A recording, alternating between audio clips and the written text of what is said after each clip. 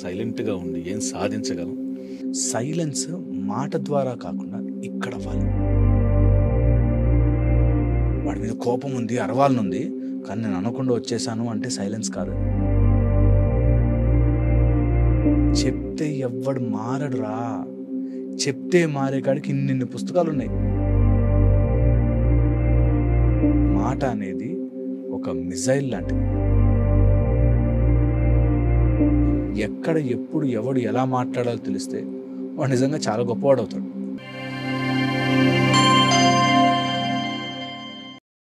Welcome to ధాత్రి. ఈరోజు మనతో ఉన్నారు డాక్టర్ హరీష్ తెన్నేటి గారు, లైఫ్ కోచ్. హరీష్ గారు, welcome to Dhatri. Thank you అండి, thank you so much. So మనిషికి సంబంధించి ఎన్నో మాట్లాడుతున్నాం, ఎన్నిటి గురించో డిస్కస్ చేస్తున్నాం. At the same time silence is more than sounds like any sound అన్నట్టు సైలెన్స్కి చాలా పవర్ ఉంది. దాన్ని కరెక్ట్గా యూటిలైజ్ చేస్తే that is the best answer అంటారు, లేదా బెస్ట్ రెవల్యూషన్ అంటారు. అసలు దానికి ఎన్ని పదాలు ఉన్నాయి, అవన్నీ సైలెన్స్కి ఉంది. ఆ సైలెన్స్కి ఉన్న శక్తి అలాంటిది అంటారు. అసలు ఏం సాధించగలం? సైలెంట్గా ఉండి ఏం సాధించగలం? ఎంత స్ట్రాంగ్గా ఉండగలం? ఏ గొప్పదైనా అండి సైలెన్స్లోంచి వస్తుంది. ఎప్పుడు కూడా నిశ్శబ్దం. సైలెన్స్ మాట ద్వారా కాకుండా ఇక్కడ అవ్వాలి. That is the most important point. ఈరోజు మొత్తంలో ఏమైనా వినాలనుకుంటుంది, దట్ నీకు నిశ్శబ్దము ఇక్కడ అవ్వాలి. వాడి మీద కోపం ఉంది, అరవాలనుంది, కానీ నేను అనకుండా వచ్చేసాను అంటే సైలెన్స్ కాదు. అది నువ్వు సైలెన్స్ ఇక్కడ అయిపోవాలి.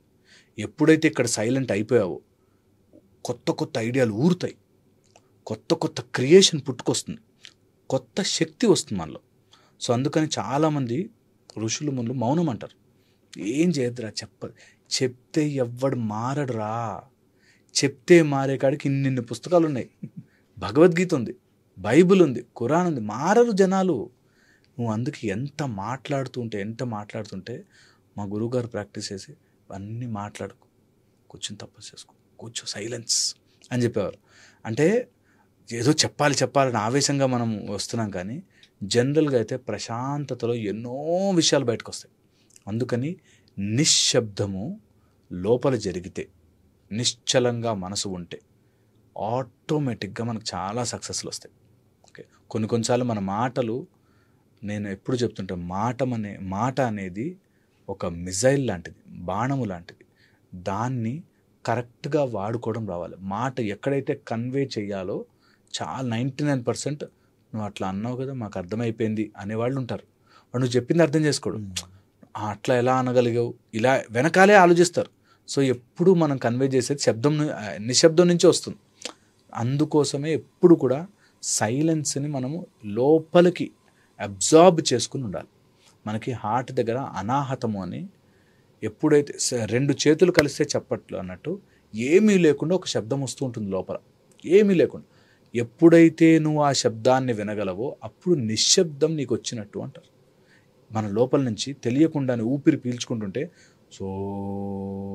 సోహం అని చెప్పి ఊపిరే ఓంకారం చేస్తుంటుంది అంటారు. అలాంటి శబ్దం నువ్వు వినగలగాలి. ఎంత సైలెంట్ అయిపోవాలంటే లోపల నీ ఊపిరి చేసే ఓంకారం నీకు వినిపించాలి. దట్ ఈజ్ నిశ్శబ్దం. ఇది ఒక ఆస్పెక్ట్. స్పిరిచువల్గా చెప్తే, మనం ఫ్యామిలీ రిలేషన్షిప్స్లో చెప్పుకున్నప్పుడు చాలా గొడవలు అనవసరమైన సమయంలో, అనవసరమైన మాట, అనవసరమైన ఏరియాలో మాట్లాడడం వల్ల వస్తుంది. అందుకోసం మనం ఎప్పుడైనా ఏదైనా మాట్లాడాలి అంటే దాన్నే స్ఫురణ. మనకి అమ్మవారి ఇచ్చే దయ ఏంటంటే, ఎక్కడ ఎప్పుడు ఎవడు ఎలా మాట్లాడాలో తెలిస్తే వాడు నిజంగా చాలా గొప్పవాడు అవుతాడు. అందుకని నిశ్శబ్దంలో నువ్వు ఆలోచించుకోవచ్చు, ఎక్కడ ఇప్పుడు మాట్లాడచ్చా, మాట్లాడకూడదా, అన్నెసరిగా నేను ఎందుకు ఇక్కడ ఇన్వాల్వ్ కావాలి, నా పని లేనప్పుడు నేను ఎందుకు ఇన్వాల్వ్ కావాలి అనేది కనుక నేర్చుకుంటే లోపల సైలెంట్ అయిపోతాం. అందుకే ఎవ్రీవన్ మా దగ్గరికి వచ్చిన వాళ్ళు చెప్తాను, 20 minutes అయినా సైలెంట్గా ఉండండి. 20 minutes లోపల జరిగే నాయిస్తో నువ్వు డిబేట్ కూర్చోదు. వాడు ఎట్లా అన్నాడు అనగానే వాడు ఎందుకంటే అనకూడదు, వాడు అక్కడి నుంచి వచ్చారుగా, వాడికి సపోర్ట్ ఉంది కానీ మన మైండ్లోనే చాలా నడిచిపోతుంటాయి. నేను అంటాను, ఆ డిస్కషన్లోకి కూర్చున్న రోజులు నీకు నిశ్శబ్దం రాదు. అందుకే కూల్ అయిపోయి సైలెంట్ అయిపోవాలి. మౌనము యోగిగా మారుస్తుంది మనని. So become silent. సెకండ్ వచ్చేసి, ఎప్పుడైనా మాట ఎలా వస్తుందంటే 3 కేటగిరీలుగా వస్తుంది. అంటే మన సీనియర్తో ఒకలా మాట్లాడతాం, వాడు తిట్టినా మనం సైలెంట్ అయిపోతాం.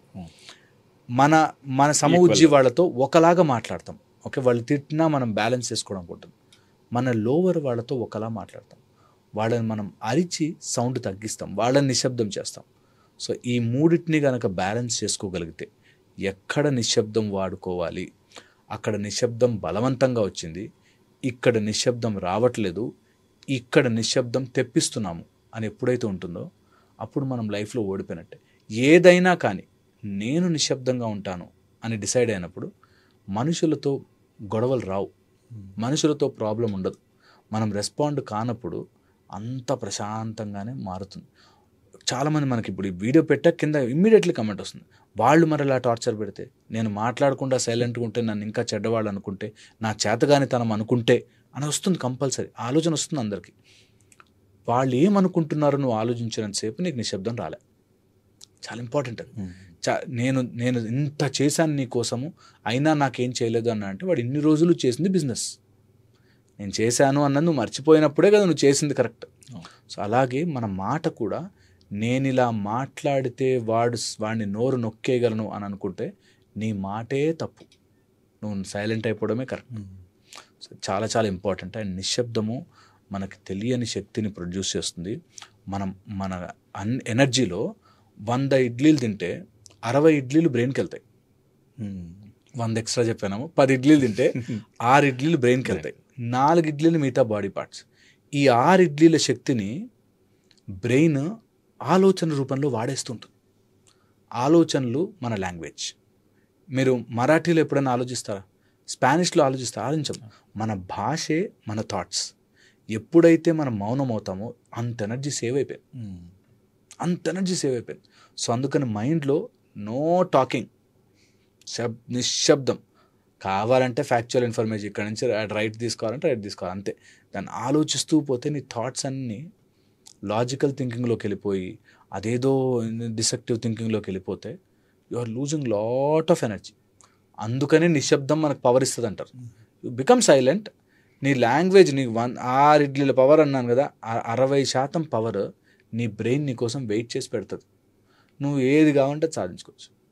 అందుకోసం talk less, talk as less as possible, as minimal as possible, as positive as possible. ఇది చాలా ఇంపార్టెంట్ రూల్. పిల్లలకి నేర్పించాలి చిన్న ఏజ్ నుంచి. అవసరమైనప్పుడు మాట్లాడాలి, అనవసరమైన మాటలు మాట్లాడకూడదు ఎప్పుడు. జస్ట్ ఎంత లిమిట్, అది గనక వచ్చిందంటే ఆ quality, they are winning in all works and endeavours what they do. చాలా important. Thank you Harish garu, thank you so much. And silence గురించి నిజంగా అంటే మన ఎనర్జీని ఎంత లాస్ చేసుకుంటున్నాం అనేది, అన్నెసెసరీ టాకింగ్, అన్నెసెసరీ ఆర్గ్యుమెంట్స్, లైఫ్ని మిజరబుల్ చేసుకుంటున్నారు. సో సైలెంట్గా ఉండి సక్సెస్ని సాధించాలి. One of the success rules. ఎంత సైలెంట్గా ఉంటే బ్రెయిన్ ఎంత షార్ప్ పనిచేస్తుంది. సైలెన్స్ ఇక్కడే. అంటే సైలెన్స్ అంటే ఏదో కామ్గా ఉండడం కాదు, లోపల ఉడికిపోతూ ఉంటారు, బయటకు మాత్రం నోరు మూసుకుని అటు ఇటు మొహాలు తిప్పుకుంటూ కొరుకుతుంటారు. ఎంత తప్పది, అది సైలెన్సే కాదు. సైలెన్స్, నిశ్శబ్దం ఇక్కడ రావాలి, ప్రశాంతత ఇక్కడ రావాలి. అండ్ ఈజీ, అది చేయొచ్చు. నా వల్ల కాదు చేయలేమంటారు, కొన్ని రోజులు ప్రాక్టీస్ చేయొచ్చు. Thank you Harish. Thank you.